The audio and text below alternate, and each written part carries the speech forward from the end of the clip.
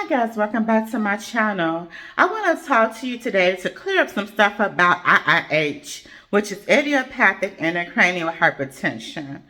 Now, or you can call it pseudo tumor cerebri. Now, I went to see my neurosurgeon recently, and the assistant or the PA made a comment, and I want to kind of clear that up because it seems like the medical industry is so opinionated about this. Half of them got it right and half don't. So basically, my daughter's pediatrician said that I should get my children tested to make sure that it wasn't like hereditary, There's a hereditary factor in this I did not know about.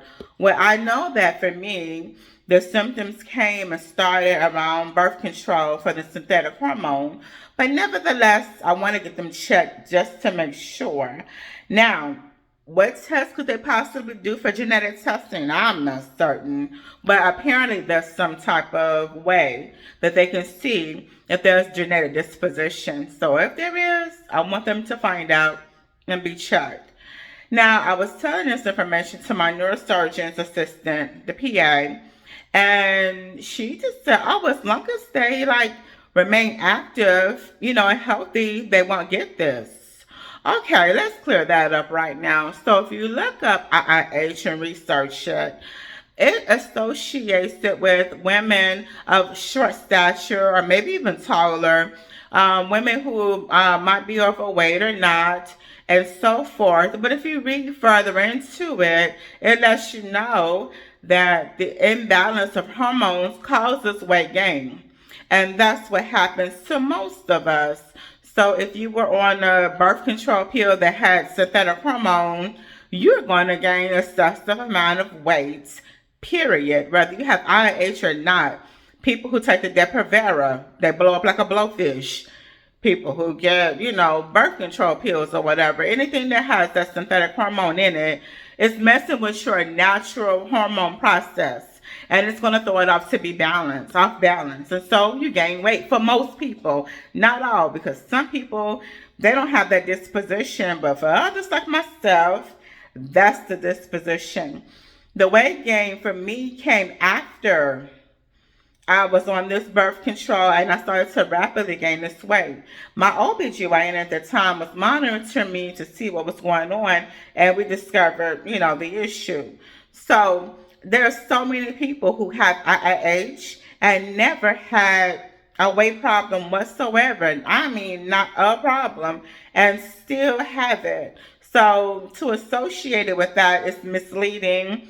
And it is discriminatory, as a matter of fact, if you think about it.